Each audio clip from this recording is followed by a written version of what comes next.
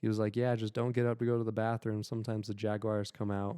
Or he's like, sometimes if the indigenous people come and take your stuff, just be fine with it. Don't fight them back, you know? It's just like, life gets real. Rest easy, Tyler. Tomorrow we have another 60 rabbits. Yeah, Eat dirt and be ready to go in the morning. exactly. Tyler.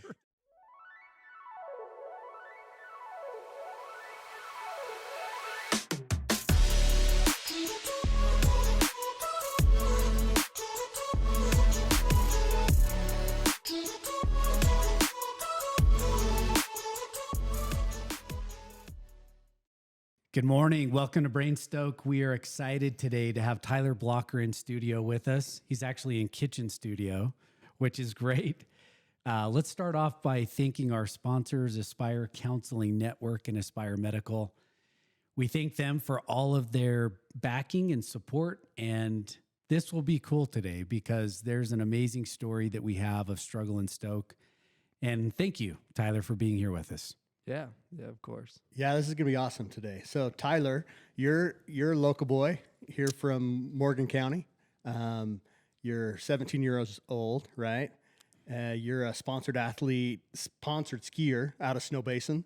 Recently featured in the 2022 Daymaker Warren Miller movie, which is awesome. You're in the entire first scene of that whole show, which was, if you want my opinion, the best.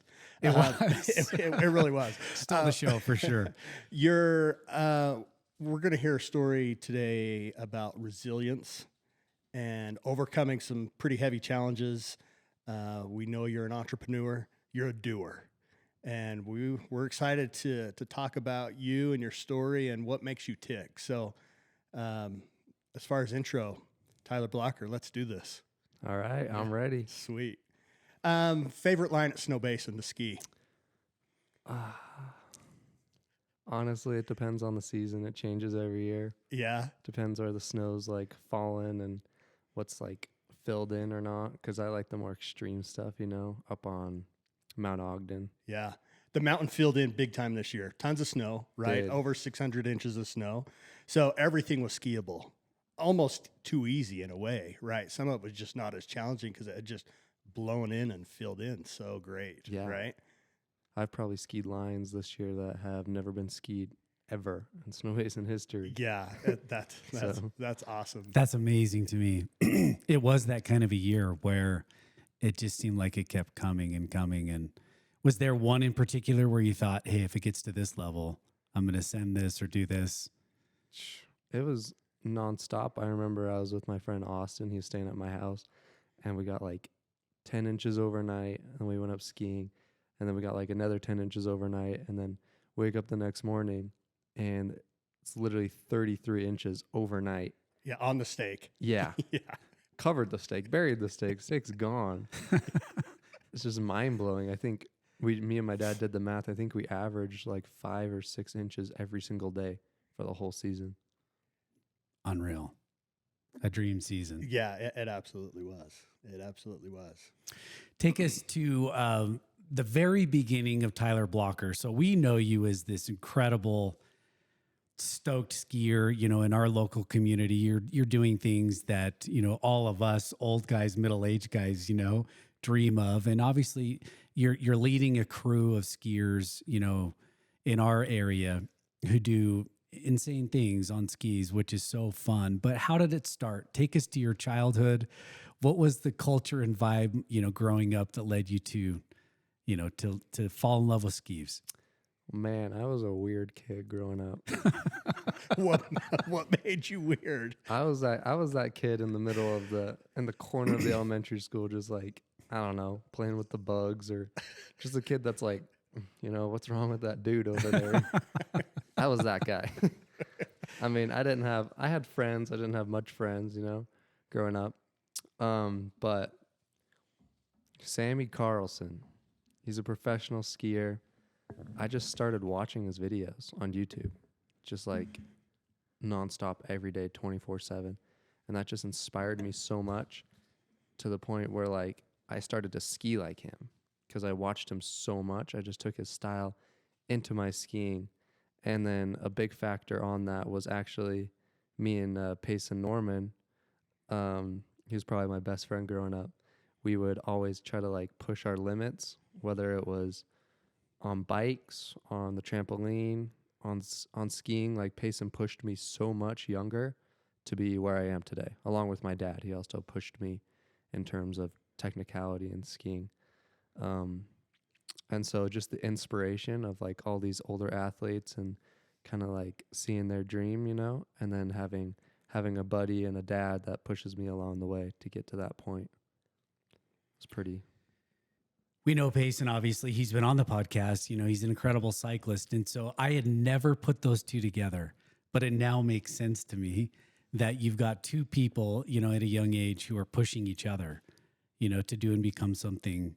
Where did skiing enter the equation, though? I mean, your dad is a Southern California guy or a California guy. Your mom's Moab. So I'm kind of intrigued. When did skiing enter the equation, in your family?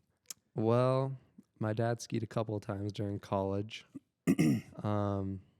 mainly just at Targhee. He would just go up on a couple little trips here and there. And then when we lived in South Weber, my mom bought these little pair of skis at the DI. And we would just go to the hill, and she would just strap me in and just push me down the hill when I was probably like 2 years old or something. And then I think that's when I got my first season pass. And then we moved up to Mountain Green, and then it was kind of history from there.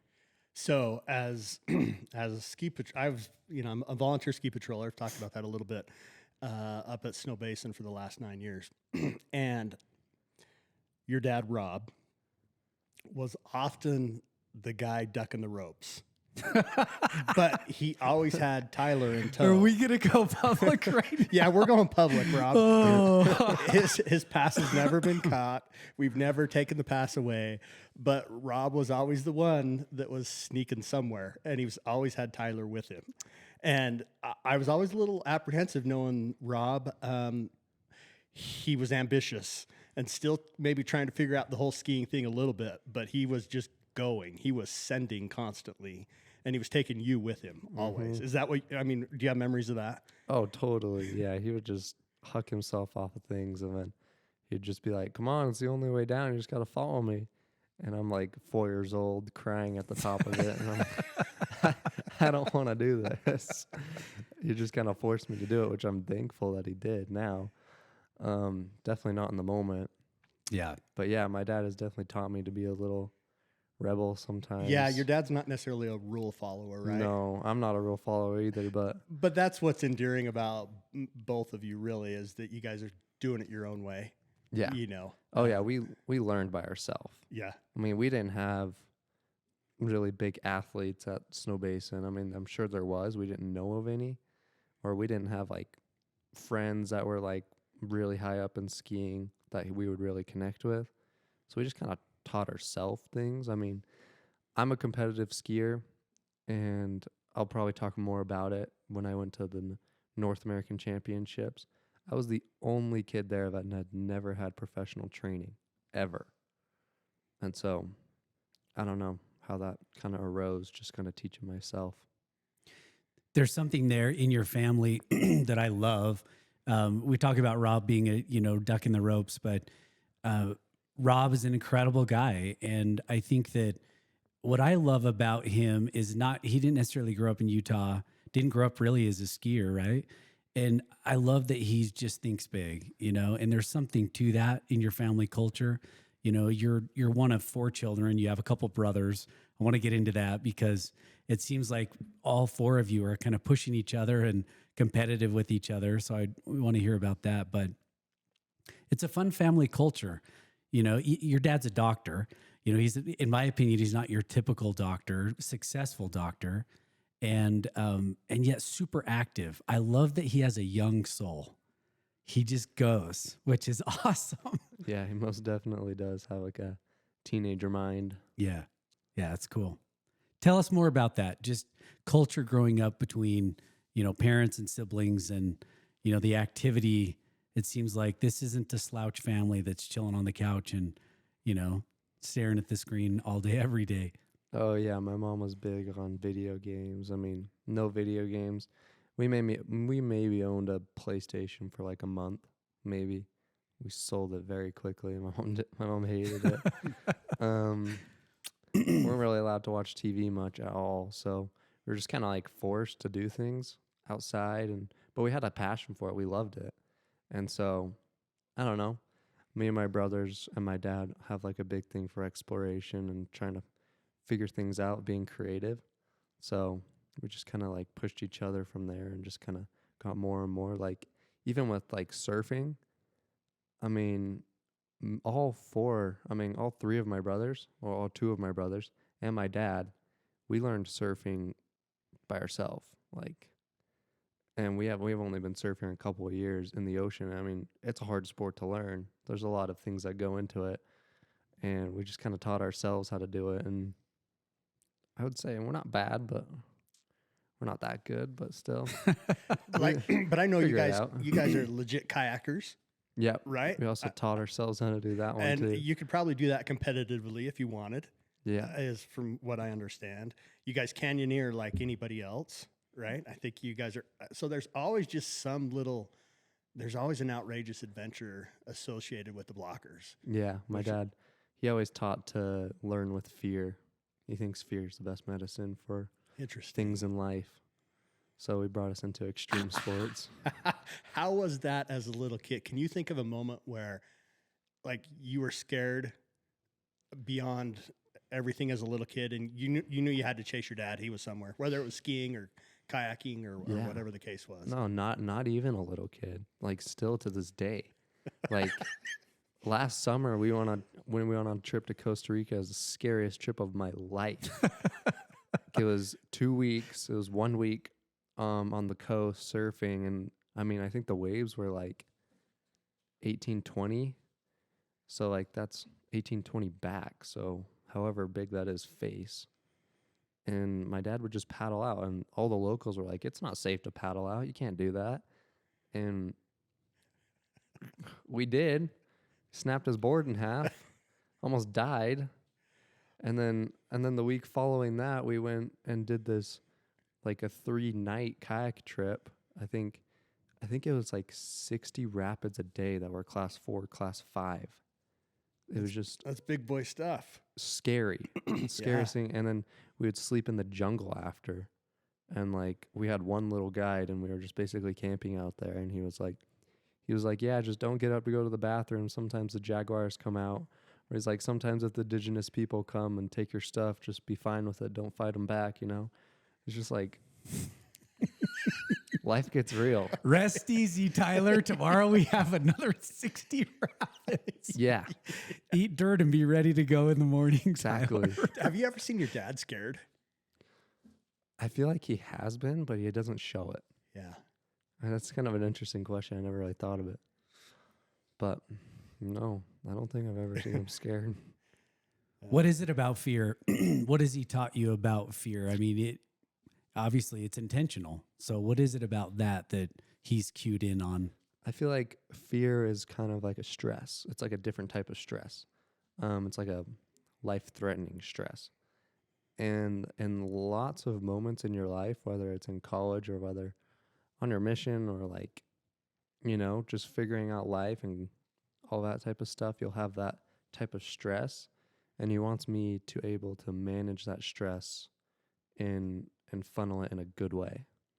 And so he saw that fear is similar to that stress, and we can use it and grow with it. Did he have an experience that he's shared with you where he thought, you know, this was, you know, I was scared or nervous and I overcame it, and that became, you know, the key to something or a door that opened up? Honestly, no, he hasn't. He's kind of like he was a pretty average teenager growing up. I mean, he would obviously do dumb things. He has some pretty funny stories for sure, but I don't know, he never really got into that extreme side of things. And so we just kind of like realized it together. Yeah. It sounds like your mom is raising 5 kids instead of 4. Exactly. Is that fair? So let's we probably should give your mom, Raylene, some props. What's amazing about your mom? Everything. I mean, she is the mom. She can handle me. I don't know a lot of moms that could handle me. I'll be honest. I mean, I'm in the hospital every other week, you know, and even after the hospital, I don't want to sit here and recover. I want to go do stuff. Like I just got soldier surgery a couple weeks ago. I'm supposed to be in a sling right now for the next 6 weeks. But no, I'm out here skating. I'm out here doing stuff. I don't want to be in a sling. And it's horrible to her. But yeah, growing up, she definitely supported me throughout all of it and kind of like saw my vision, which is really important as a mom to kind of see your kid's path, whether it's, you know, how bizarre it is or how big it is. She was definitely there for all of it. From what I can see from the outside, just looking in, your parents would they'll do whatever it takes to help their kids fulfill those dreams. Yeah. Right? If we're putting in the work, they will help us. I mean, if we're just sitting at home bumming around, you know, they'll tell us to work and like do something with our life. But they're obviously not just going to give us stuff. We got to be working for it, and then they'll help us and do whatever it takes. And you were invited to participate with Warren Miller. And I think a lot of that had to do with your parents helping push you along, encouraging you to get to that point, right? Yeah, definitely. So we should touch on that, but maybe before we get into the Warren Miller story, you a couple of years ago you had a pretty rough fall skiing. Tell us that story. Well, I started competing when I was 14. So I did my very first competition up at Solitude. And what kind of competition was it? It's big mountain free ride. In my opinion, it's probably the scariest sport in the world, or at least top 3 scariest sports in the world. Because, I mean, you have kids, every competition, whether it's a small one or a big one, you could have kids going to the hospital every competition. It's just like gnarly, and the nerves at the top are just next level. I mean, I've never experienced anything like it. I mean, the kids that do it are like just a different breed. Their mindsets are just crazy. But yeah, so I really kind of picked up my training because I did one competition when I was 14, like I said, and then the season was over. And so when I was 15, I'm like, I got to up my game because now I'm skiing with the 18-year-olds. Because that's how it goes. It's 12 to 14 and then 15 to 18. And so now I'm skiing with 18-year-olds, and I got to like really put in my hours.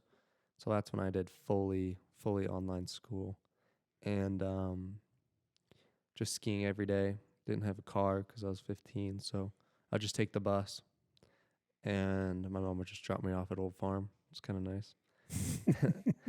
And I mean, talk about your parents with that too, like supporting a child through fully online school, and he's just skiing every day. I mean, was that easy in your relationship with your parents? I mean, were you, arguing over that when it first started, or how did that go?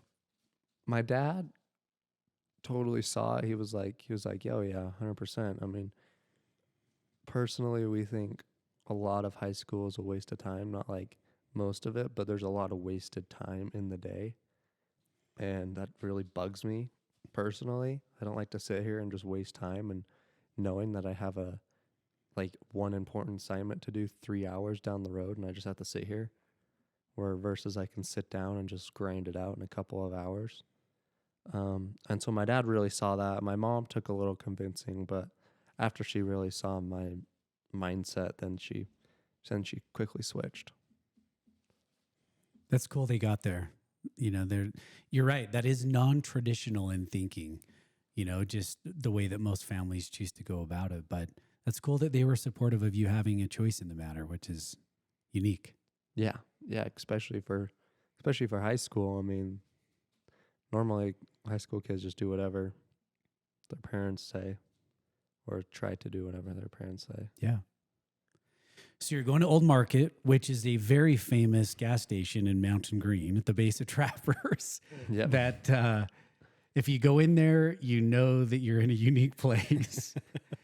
It's one of those little convenience stores that, it's got everything from toilet paper to energy drinks. And yeah, that's the spot. So you're getting dropped off there. Yep, getting dropped off there. Just take the bus up. And then normally I would just ski by myself all day. Probably from I think from 10 I would do school in the morning from 6 or from 7 to 10. So I get dropped off at take the 10:30 bus. And so I'd go up there and just ski by myself all day. And then on this particular day, my mom, I forget what she was doing. My dad was at work. So I really needed to be on time for this bus because if I missed it, I wouldn't be able to get picked up till 8 p.m. that night. I just want to sit up there. And so I was coming down School Hill. I was flying, and it was probably 4. I was trying to catch the very last bus. And all the ropes were taken down off of the divider from Little Cat to, the main run. And so I was just flying under Little Cat, and probably not the smartest thing because you realize all the kids just pizza and just make weird tracks, So I was just standing there, and next thing you know, I'm in the little ICU thing down there. What's it called? Just in their the clinic. clinic. Yeah, Yep. I was just laying in the clinic. I mean, I went from standing on my feet to being in the clinic. It's just, I don't know. I feel like it was kind of meant to be. I mean, it was just one of those weird phenomenons. Nothing happened on my end that I was doing. I wasn't sending anything massive. It was just kind of happened. So you don't necessarily remember how you fell. No, I think I literally just caught an edge and fell and just rolled over. And so I was laying in there and just I don't know, my whole body just felt like someone opened up my mouth and just poured a bucket of lava in my body, just burning me from the inside. It was horrible, and I couldn't breathe on top of it. And I'm in the clinic, and ski patrol there, and they're like, yeah, we don't really know, but we're gonna get help. And I don't know, I just had the feeling to call my dad, and so I called my dad, and he immediately left work and just drove straight up to me. And then he took one look at me, and he's like, oh yeah, we need a ambulance, or we need to life flight this kid, or at least an ambulance. And they're like, oh, luckily we got an ambulance 10 minutes away, So ambulance came up, and then as soon as I stood up to get into the ambulance, that's when my vision just went completely white, just blank. And I guess that's when my pulse stopped and my heart just stopped, and I was just kind of dead, But luckily my dad was there. I mean, I'm sure other ski patrol could have done it too, but I mean, he gave me chest compressions and gave me fluids and just kind of conducted the whole thing, Yeah. And just totally brought me back to life, complete lifesaver. I don't know what would have been if he wasn't there. I could have been dead. I could have been fine. I don't know. But yeah, I mean, that was pretty gnarly, and that was only the start of it. I mean, that was by far the least painful part, for sure. Because following that was the surgery. So the ambulance, go back a little bit. The ambulance takes you down to the hospital. Yep. McKay-D, yep. Okay. And what do they diagnose you with? They tell my parents. They never tell me. Right. I'm just laying there. Right. I'm just the patient. I'm just the patient. I mean, literally with all my surgeries, they never tell me what's going on. I just kind of okay, you're going to go to sleep now. And I'm like, okay. Then I wake up, got some new scars, and that's it. Yeah. So in the end, I think you lacerated a spleen. Yep. And a kidney issue too, right? What happened with the kidney? Yeah, kidney. So I guess when I falled, I completely ruptured my spleen. And so the reason why I just flatlined when I stood up is because when I stood up, the pressure like blew up my kidney. I mean my spleen, sorry. Okay. Just kind of like and then I guess I damaged the main artery that going into my left kidney, Okay. which just made my kidney die, just shrivel up. Okay. So I only have one kidney. But yeah, got the surgery, and what they did in the surgery was just basically just kind of cleaned out all the explosive stuff. And then they didn't even take my kidney out. They just let it shrivel up. How long were you in the hospital? I was in the hospital 1 week. That was horrible. What time of year was this? It happened February 1st. So February. Okay. I think I actually got out of the hospital February 10th. I think I was in there 10 days. Wow. Yeah. And What was horrible about it? Obviously the pain, Yeah. post surgery. How are you mentally there? I mean, all I had to do to get out of the hospital was drink 1 cup of water. That was it. That's all. I could have left the hospital day one if I just drank 1 cup of water. And I just couldn't do it. Like, I couldn't eat. I couldn't drink. I mean, my urine was black. I was peeing out like protein chunks because my kidney was just dying. And it was truly like the worst moment of my life. I mean, I didn't have much friends. No one even came to visit me, just my family. Which was kind of realization to me. Like, you feel like you got friends, but do you really got friends that like will do anything for you? And so like, I don't know, trying to find like that true friend. I mean, obviously my best friend at the moment was my cousin Brandon. He's on a mission now, but I think he was out doing pest control during the time or something. Was this in the middle of COVID? Were there restrictions on hospital visits, or do you recall? I don't recall. I know like Payson came and visited me. Yeah. My grandma did, and obviously my family. But yeah, my mom. I mean, I mainly feel bad for my mom. She just slept on the floor of the hospital. Yeah. Dad was still working. Yep. In that same hospital. He would check in. So he was there every day. Yeah, right? he was there every day. He would check in every once in a while. But like, how low did it get for you there? it got low. Did it? I mean, I remember one night, like, I don't know what I was doing. I was probably just like, and because I've had that kidney issue, I couldn't really take massive pain medication. So I was just kind of like, in it for the long haul. And I remember one night my mom was asleep and the nurses come in every hour. It's really annoying, but That's torture, isn't it? yeah. I was like hooked up to the machine, just like managing something.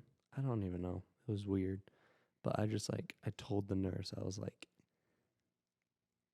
just unplug the machine. Like, I don't want to be alive anymore. Like, this is not life. Like, and that's low. Yeah, That's pretty low. That's dying. And obviously I don't want to die now, but in that moment I wanted to die because like it was too much. It was, and then I had to think that I had to live with it for the rest of my life, which obviously I'm perfectly fine now. I don't have any pain or really much restriction. Yeah. But that moment I was in a really low spot for sure. You described not having friends there, but family were there.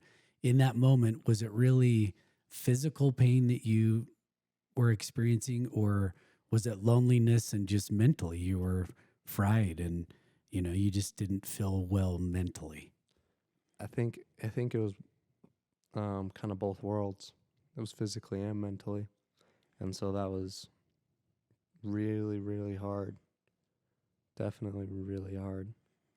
I mean, I lost 30 pounds in a week.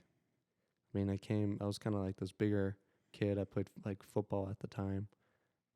A little bit. I quit before the ski season, but I was kind of like this bigger kid, and then I came out like a twig.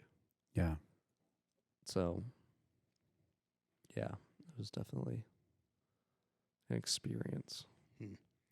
When you think back now, obviously being homeschooled allowed your ski career to blossom, right? And your skill set to really grow. Do you regret any of the homeschooling from the social perspective, social side of things? Yeah, definitely. I got like a harder time like connecting with teenagers for sure. I mean, I have a perfectly fine time connecting with adults. Like, I'll go on a date, you know, and I'll talk to my date's parents way more than I'll talk to my date. Like, that's just who I am. I mean, Yeah. sometimes I It's just think just- teenagers are dumb. I don't like them Yeah. personally. But I definitely wish I had some, I don't know, some more friends that I could like connect with on better, which if I were to go to school, I think it'd be a lot easier. Yeah, I mean, to find that balance and whether you would change things now, I don't know, but it's got to be hard, right? To pursue a passion and do it the mature way, the adult way, as a 16-year-old. And that's maybe what you did. You grew up a little bit quicker and you had desires to excel, you know, so something had to give in order for that all to happen. Yeah, most know? definitely. Yeah. And especially with that, back to my like injury, especially with my injury, that like really had like a realization on me. That definitely like made me grow up quick. Yeah. Because I was like, yeah, life is real. It's not all, you know, go to school, come back with a plate of carrots and some apples, watch some cartoons, you know, go jump on the tramp with Payson every afternoon. Yeah. Something Yeah. tells me in that ski season, did you get back on your skis before closing day? So I was in the hospital for a week, and then I was at home for a week, and then I was back on skis. Yeah. They were like, By the end of February, probably. yeah, by the end of February, literally, because they were like, it's like I forget if it was I think it was 6 weeks. It was either 6 weeks or 6 months. I think it had to be, it would have to be 6 weeks. Yeah. No way I could get back 2 weeks with a 6-month recovery. Right. But I needed it. And like, when I told my parents, I'm like, hey, I think I'm going skiing tomorrow. My mom was like, heck no, like, there's no way you're going skiing tomorrow. But then my dad, like, he like looked at me and he's like, yeah, you should probably go skiing tomorrow. Because he saw I was just like, I don't know, basically an emo kid at that point. For the health of your brain, you needed to go skiing. Yeah, exactly. And like, I'm kind of in the similar stage right now. With my shoulder surgery, I can't do anything right now. I mean, like I said, I was skating, but not really. I got on my board like once and like rode down the road. But like, it's been like 3 weeks. I haven't been able to do anything. And it really plays a toll on your mind, for me at least. Yeah. Because like, I kind of need an outlet for everything. And so extreme sports is kind of that outlet. Like, the rivers are flowing so much. And all my free time, I just get in my car and I drive down and I find waves that I want to surf. Yeah. I got like 5 or 6 waves in Ogden that are just like killing it, and I just want to surf them so bad. I can't do it. You're torturing yourself, man. I know, I'm torturing myself. Yeah, some But big, there's some big water out there. Yeah, Sorry. there's something there that is in you, and the premise of Brainstoke is really to start helping kids, teens, adults connect the dots of how important, we call the 5 S's, which is you've got sleep, you've got sunshine, you've got sweat, and you have stoke. And there are a number of other, S's as we call them, but they're really serotonins. And what you're describing, being in the hospital, you literally went from one night you described not wanting to live to within a couple weeks you want to get back on skis, right? And in some ways, if maybe you can cue into this, but was it about this skiing, or was it about how you feel when you ski? The feeling that comes from that? Because as you described it, I was there too, as a young kid at 13 in the hospital. And as much as I wanted to be back on skis and racing, what I really wanted was the freedom and the stoke of flying down that hill again, and being stuck in a bed or inside. It actually wrecked me as, as a teen for a while. That it was mentally, it was the first time in my life that I was like, I'm very sad. I never experienced sadness like that, and it was, now I know it was depression. It was my first experience of like, yeah, I'm depressed right now. So go back to that a little bit and describe those feelings and emotions of the hungering to be back out skiing. Was it that? Was it to experience that rush of stoke again? Oh, for sure. It's definitely the feeling. I think this kind of also ties into like with my high school and online high school. I mean, what's the point of just sitting around and doing nothing? I mean, what does it give you? It gives you what? Depression? I mean, that's about it. There's like no real benefits. And so, unless you're like definitely need to just sit and rest, then for sure. But like, even if you got like nothing going on in life, even if you're like perfectly healthy and you're just sitting around doing nothing, like, what's the point? I mean, even if like you don't have to go out and like get a job day one, just like, I don't know, go on a walk outside, pick up the bike. Yeah. Walk on the treadmill. Like, you don't even have to run, just walk. Like, literally anything will, it's like, I don't know, healthy candy for your brain, Yeah. But definitely through that recovery process, like just the itch to, just be on snow. I mean, it didn't even have to be skiing. Like sometimes I'd just go out and stand in the snow just for fun. Yeah. And then obviously being a human being, you want to progress and get more and get more and get more. And so that's when I just realized I needed to pick up my skis and start sliding on the snow at that point. Yeah.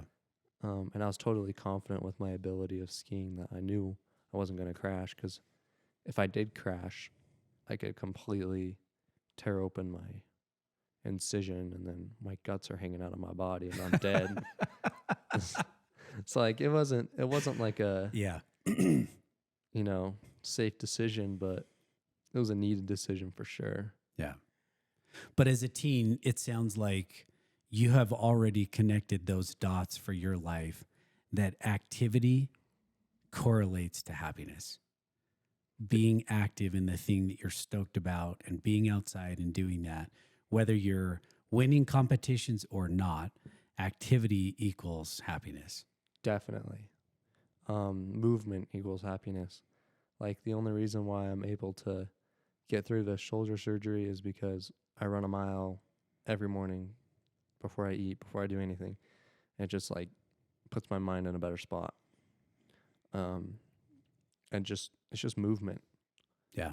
It's just like, it's how bodies feel, The sweat part of the 5S's. Yeah. Tell us about the run up. How did things occur becoming an athlete who was featured on Warren Miller? What's the run up? Because the injury is part of that, obviously, but take us through that, the Warren Miller run up and then the story. I mean, they were trying to find new, fresh, young, talented athletes that had a compelling story. And so my dad just thought I kind of fit the requirements. So he sent in an email and kind of just basically made a resume for me and just kind of filled everything out. And I think competing on the freeride, the Junior Freeride World Tour, Junior Freeride World Tour, they just kind of like, I don't know, helped along the way, because a lot of those skiers in the business know that sport and know how challenging it is, and they kind of see like how crazy it is. And so yeah, they decided to choose me. Kind of surprised me at Snow Basin one random day. Yeah, that's depicted in the film, right? Yeah. It's kind of fun to watch. But tell us about that and what you were feeling, and maybe describe to those listening that haven't seen the video kind of how that all went down. Yeah, so a week before I was talking to my dad, and I was like, yeah, have they chose the kid for the new Warren Miller film? And he already knew at that point. And he's like, yeah, they did. And I'm like, is it me? And he's like, no. And I'm like, dang, well, who is it then? Like, who's this lucky kid? Rob. And I'm I like, love Rob. This is the best. and I'm like, if I were to be on that Warren Miller film, it would open up so many possibilities for me, Yeah. you know? And I just like saw like the potential it could give me. And so that random day when I actually like saw the crew like walking out that door and clipping on my skis, and out of the corner of my eye I see the little microphone Yeah, the thing microphone. they hold. Yeah. It was absolutely like mind blown. Like I really didn't know what to say. So they kind of ambushed you at the resort, right? Yeah, and fully and, ambushed. and let you know that you were the one selected, Yeah. right? Yeah. And it was probably like one of the only moments of my life I was actually speechless, like no idea. Yeah. And I mean, man, I was so stupid I didn't know what to say. Man, that's definitely an awkward stage in my life they chose Yeah. for a movie. For those who are listening into this, just a little context. Warren Miller is one of the, if not the most long-running, famous ski filmmakers. When I was a little kid, you never missed Warren Miller. And now there's a number of film companies that do this, and a lot of athletes are part owners in their own film companies, so they can kind of control the narrative and the outcome of that business. But in terms of the longest running, Warren Miller movies are like the ski, tradition. It's been there forever. And so when Tyler's describing being ambushed by a film crew from Warren Miller, this is like, you believe you won the ski film lottery. This is it. Like every kid would dream about this exact moment that Tyler's describing. So keep going, Tyler. Yeah. And absolutely, it was definitely like total dream come true. And then we skied for six straight days after that. I mean, it was from 7 a.m. to 8 p.m. every day. Like we'd film in my house, we'd film out on the street, like the most random stuff. And what's very interesting about Warren Miller is all these other ski film companies like MSP or like TGR, they like really evolve around the athletes. Like the film crew go to the athletes and be like, so like, what do you want to do? Like, what do you want to say? But Warren Miller's very like, the filmer does it all. Like filmer's Tom Day was his name, like nicest guy I've ever met. And he gave me a lot of power, actually, more than I thought. He would tell me like where I'd want to ski and stuff, and like kind of like gave me the ropes, which is crazy for a Warren Miller film, because Warren Miller, like filmer, does it all. Yeah, they're prescriptive. Yeah. Typically.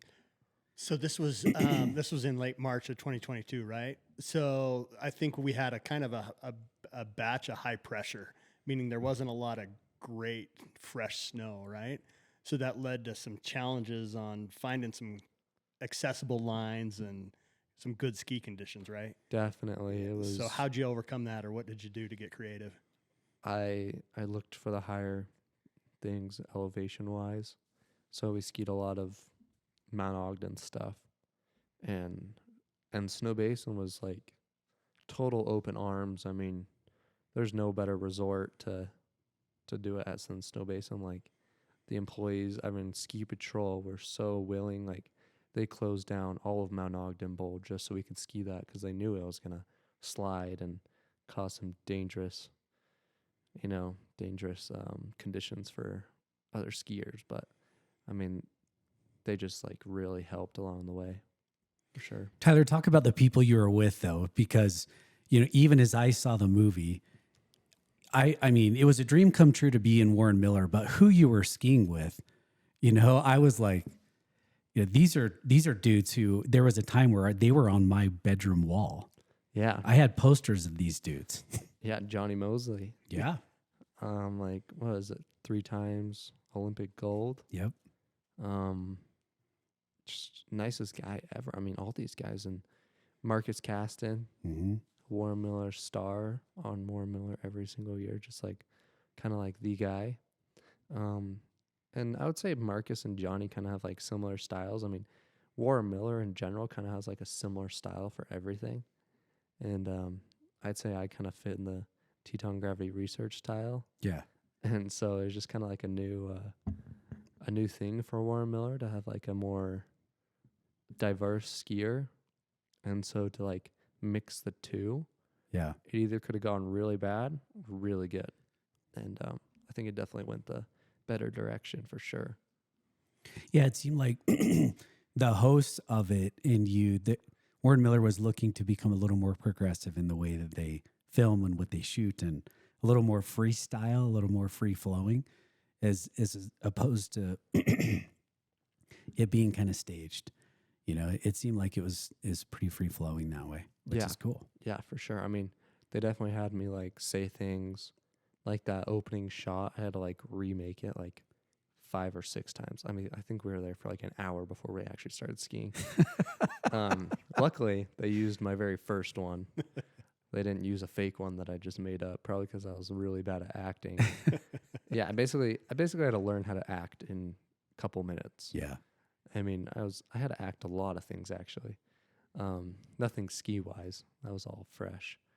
And they didn't really even use any of the acting. Like the actual film was really genuine. It was really what it actually was, which is interesting because I know a lot of those films, you can tell a lot of them are acted or totally. And like my segment was like super genuine. It's like what I really liked about it. And the producer loved that too. He kind of like loved how genuine it felt, like real, you know? Mm-hmm.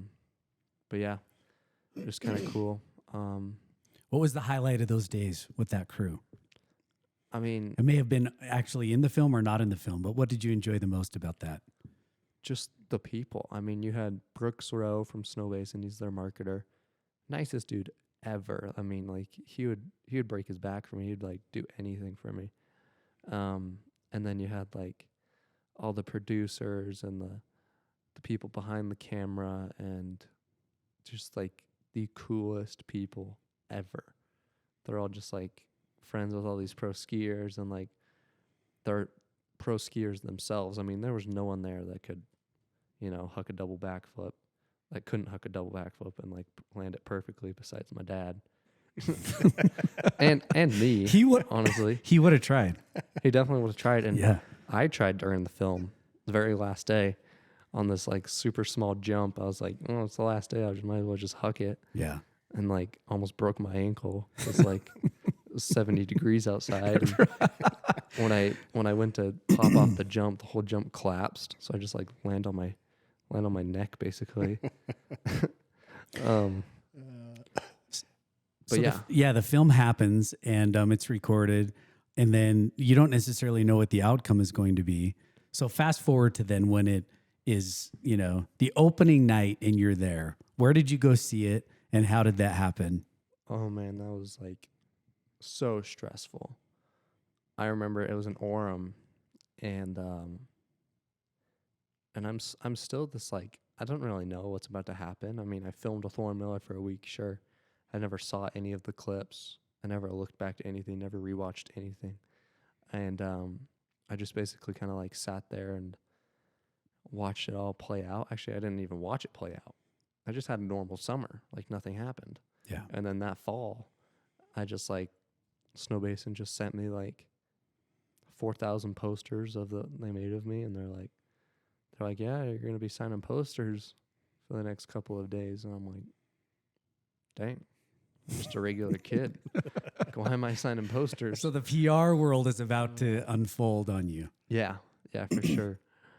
And I remember the first time I watched it, like, there's definitely some parts that are super embarrassing, and like there's parts where my face just looked like absolutely deformed, and like people in the crowd would laugh, but like it was like a good laugh. Like I laughed with it because it was actually hilarious. Yeah. Like I was so sunburnt, like I looked like a tomato.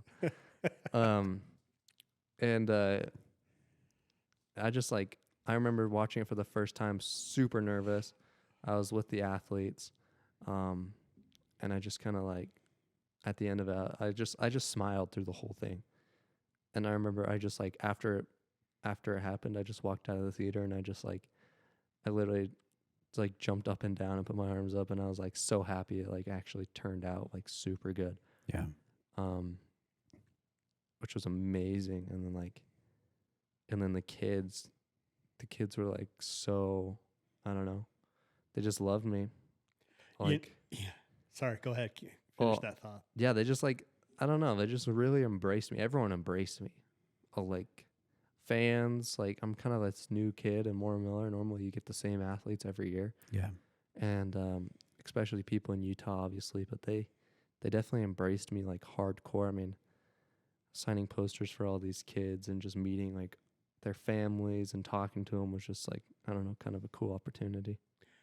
I was going to say, we had the opportunity to watch the premiere in Ogden, and that was pretty hype because I think everyone, first of all, Ogden is Snow Basin's home turf, right? And everyone claimed you. All of a sudden, here we are in Ogden, packed theater, and here's essentially an Ogden kid at an Ogden resort in a Warren Miller movie. And the vibe in that auditorium was so fun and so great. And it seemed like everybody all of a sudden was just connected to you immediately, and you were them. You were living their dream, and you were a local boy. And it was super fun. It was really cool. It was rad. I mean, everything that Preston said is true. And there was a groundswelling of young kids in that audience, younger than you, my youngest, who's 12, 13, and younger, that dreams exist. This whole free ride world of skiing is this really cool thing that allows kids to be on skis, but have the freedom to choose a line, to choose the jump, to choose the trick, to choose how to put their personality into their ski run. And that was very different than when I was growing up, where it was like, see those 10 flags, go around them really fast, right? Very different now expression of personality in skiing, which you could just see. I kind of looked around the auditorium that night and watching little kids, and it was like, wow, that dude has done it here, I have to ask you maybe a personal question. You have to dig into the emotion now. Yeah. When you walked out of that auditorium the first night and you kind of saw yourself on the big screen, was the emotion elation? Obviously, you described jumping up and down, but was there an emotion in there about redemption? Like somewhat. Flashback to the injury, laying in the bed, the dark night where you wanted it to end, where it was like, wow, Yeah, I was just kind of like, I don't know. I saw it like maybe more on a bigger scale. Like you could be in like the worst moments of your life, but you're not going to succeed if you don't have those moments. Like, I don't think I would be in Warren Miller if it wasn't for my injury, because that's like my story. That's what they liked about me. And it just shows that like hard trials like push you through so you can succeed, which is super cool. Yeah. What you just said there is probably going to be the highlight of this session, because if nothing else, I hope that people hear that the crashes are the beginning of the story, right? Yeah. I mean, if Tyler lands every jump and slays it and never crashes, what is the story? Successes are the end of the compelling story, And there's another very famous young skier right now. I just read about him. He broke double legs, broke both of his legs, and he now is just walking again. And I saw a picture of him standing up, watching the sunset a couple days ago. And right, he was an incredible story before, but the story is this comeback, right? For sure. That you learn from that. And so as we kind of wind down and close here, comment a little bit about how important the hard things are in the journey to get you where you are today. Yeah.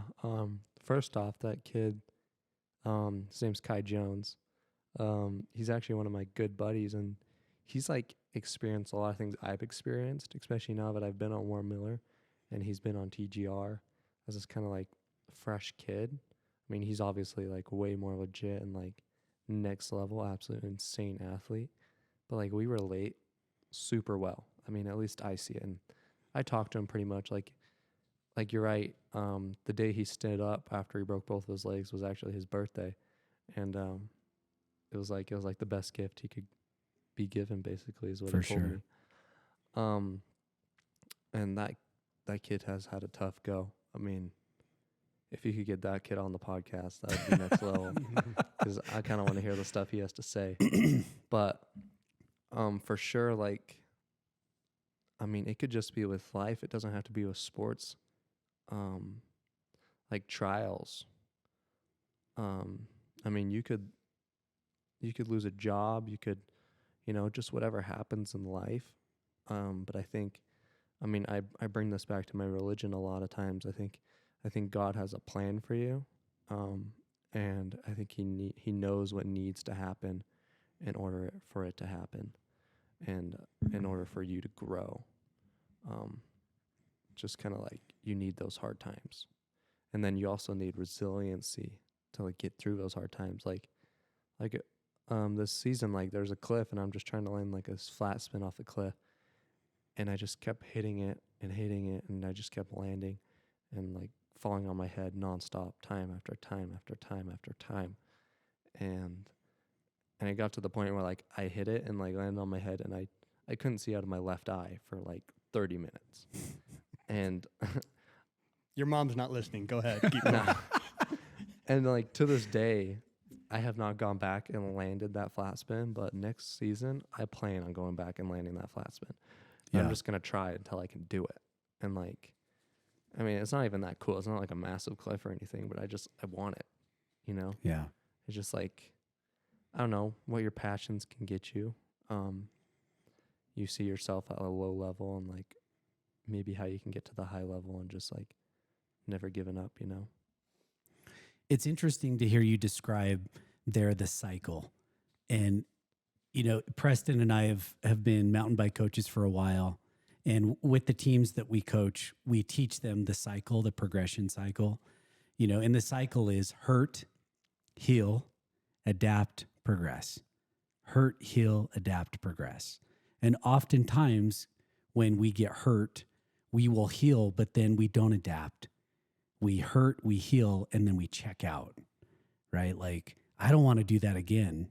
Like, go back to your dad, the fear comes over people, and they say, I don't want to keep trying because that hurt. And so the cycle stops.